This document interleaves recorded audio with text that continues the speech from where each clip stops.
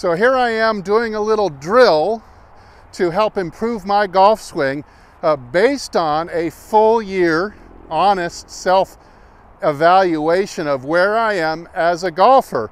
Now right after this I want to show you how to do your own honest self-evaluation of your golf game, and you're going to be quite surprised that maybe only 10% of it is going to involve changing your golf swing. So everybody stay tuned.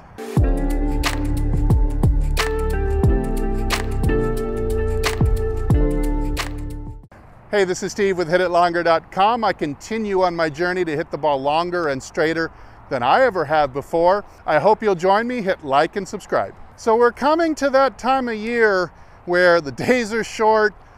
Most of you out there, the golf season has officially ended. Unless you're in South Florida, you're in Arizona, well then it just goes on.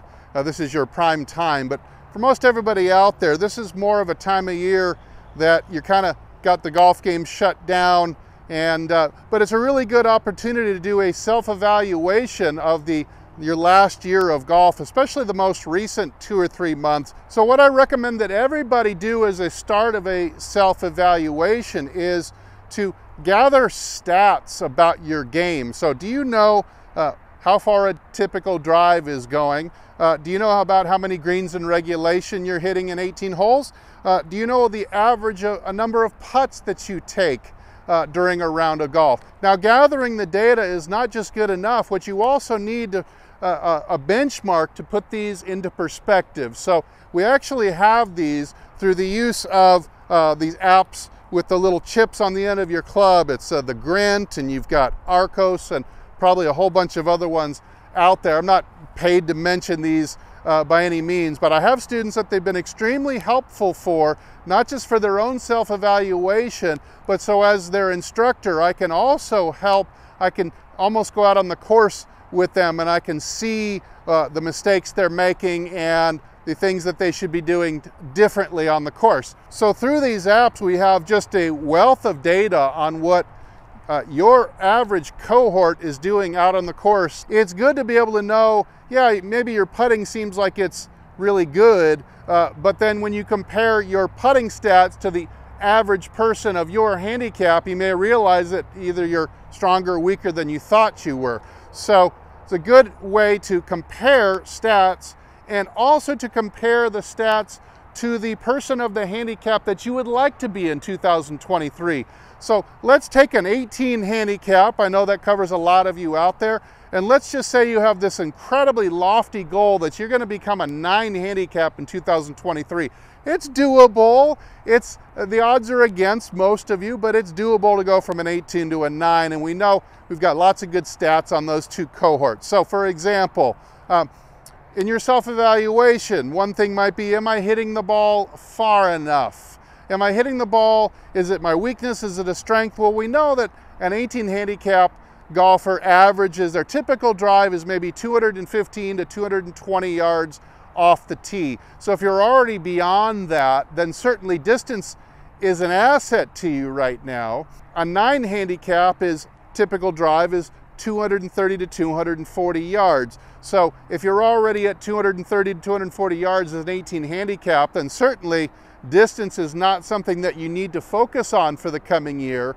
You've got to figure out what the other areas of your game are that maybe even below 18. Maybe your distance is actually keeping you up to an 18. Another area that you could focus on is the number of putts you make in a round. A typical 18 handicap is averaging about 37.5 putts per round, while a 9 handicap averages about 34 or so putts per round. So that's 3.5 strokes right there.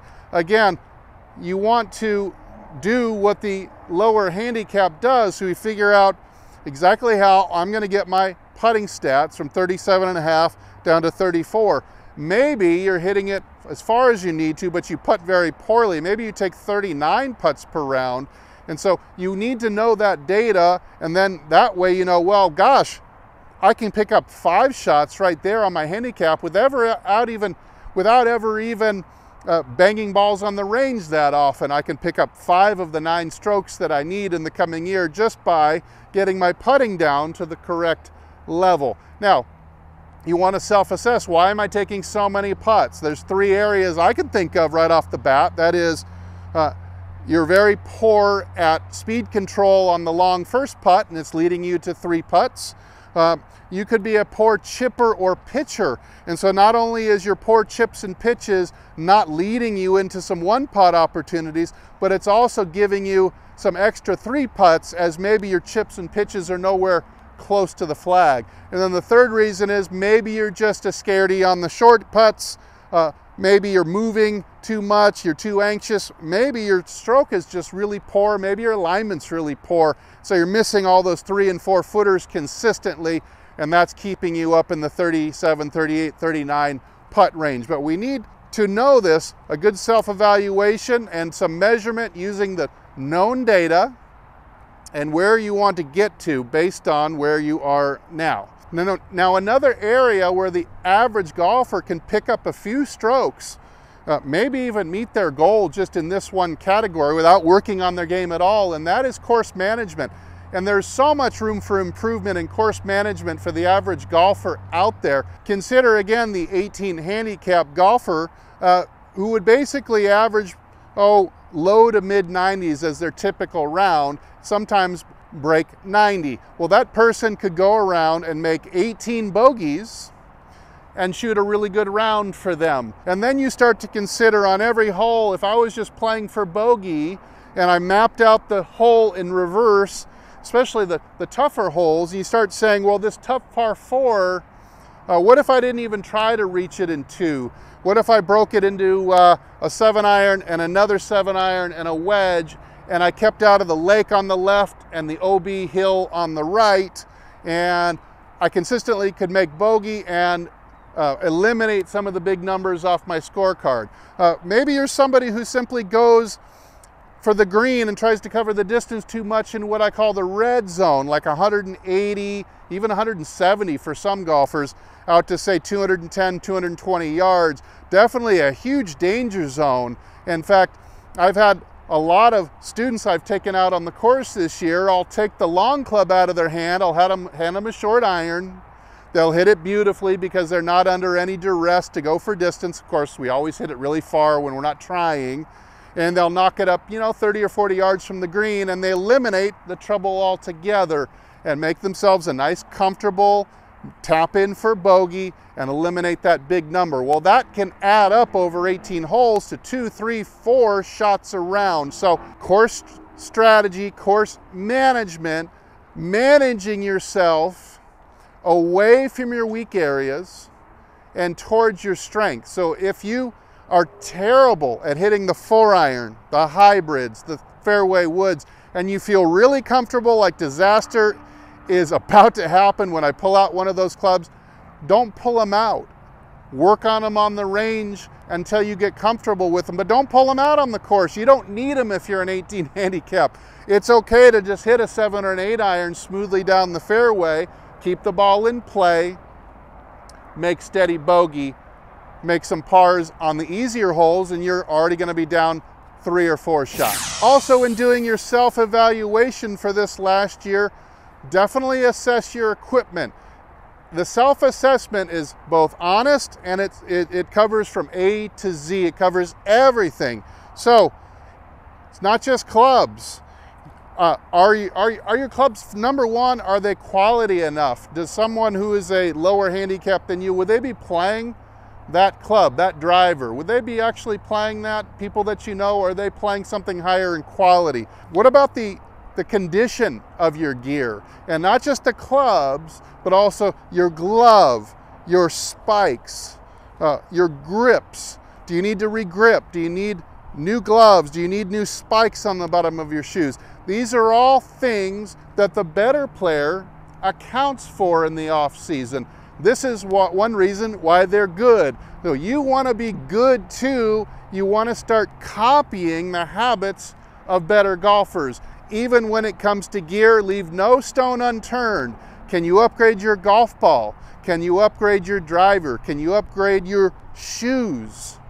Can you upgrade anything that you could possibly upgrade? Turn over that stone and take a look at it, do an honest self assessment. One more area that you should definitely self-evaluate is the quality of the feedback that you get for your golf game. It doesn't have to be just your swing, could be your chipping, putting. So examples of getting feedback would be video. Maybe to improve this coming year, all you need to do is go to the store and buy a $25 tripod so that you can put your phone on a tripod and you can film yourself for the first time this year. At least you'll have maybe something that you can show a good player, maybe your instructor. Maybe you'll be able to spot something that's just so obviously wrong with your swing based on what you know to be right. Maybe just knowing that will get you on the way to success. Of course, a good pair of eyes usually doesn't hurt. Either a good instructor, maybe a buddy that you know who's a better golfer than you, or maybe he just has a really good eye. But getting feedback, especially if you already kind of know what you want to try to do differently, and you can just ask them, hey, can you just ignore all these other things? Just can you tell me if I'm taking the club back straight or not? Something as simple as that. And someone who has a good eye will be able to tell you if you're on the right track. Now, ball flight and divots are also another great source of feedback. And so if you want to be a good player, good players, they understand what ball flight means. They understand what different divots, shapes, sizes, directions of divot mean. So another area that you can learn, and that can become part of your feedback system. And then finally, if you want to become a good golfer, I keep telling you, do what good golfers do. It's like how to become a millionaire. Well, you do what millionaires do. If you want to be a good golfer, one thing good golfers do is they do a lot of mirror work, a full-length mirror. You can check your grip, your stance, you can check your takeaway, check your swing plane. That way the next time you go to the driving range, you have a good idea that you're doing things the way you're trying to do them. So another source of feedback. And of course, launch monitors are fantastic feedback, especially if you know what you're looking for.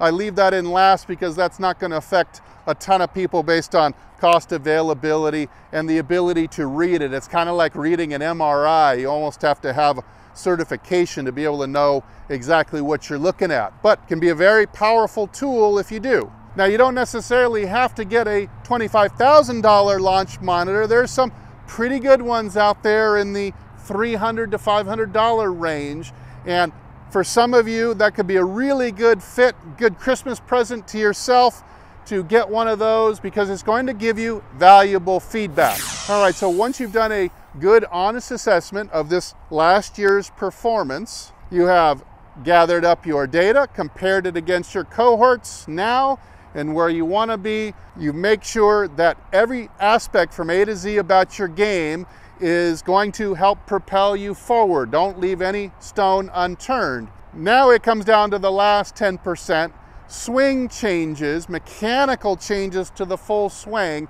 Again, most people out there can get to their goals without even making a swing adjustment. But if that is something, if your tee to green game, your fairways and your greens are significantly lower than your cohorts, then maybe making a change will be in order. What I want to impress on you there, when you just resign yourself, hey, I've just got to change a couple things. All golfers who have any self-awareness at all, like myself, we have a laundry list of things that we don't like about our swings. I can list, boy, the paper would be 6 feet long, all the things that I could write down that I don't like about my swing. But I know from experience, I can't fix them all at once, and I can probably, even in a year's time, I might be able to turn around one or two of those categories to where I never have to worry about it again. So this year, I have identified the two areas in my swing that I'm going to laser focus on. I'm going to try to ignore the other things that I'll fix that some other time. But I've devised this one drill that I did in the intro that's going to cover the two ideas that I'm trying to get better at, and I'm going to do them at first very slow and easy with a small club to where I make sure that I affect change. I don't want to go to the range and not change. I want to practice change, so I'm going really slow, really easy, confining my swing thoughts, a lot to just one at a time. In this case, I was able to very simply cram 2 simple swing ideas into one drill, but I do have to go very slow and methodically to pull it off. So I'd love to hear about your self-evaluation. Write in the comments, hey, what is your current handicap? What is the handicap you would like to be? What is your weakest area that you know you're going to have to move forward in order to achieve that new handicap level that you're shooting for? I'm going to get back to work on my simple swing drill, but if I don't see you in the next video, I hope I see you longer and straighter down the fairway. Everybody take good care.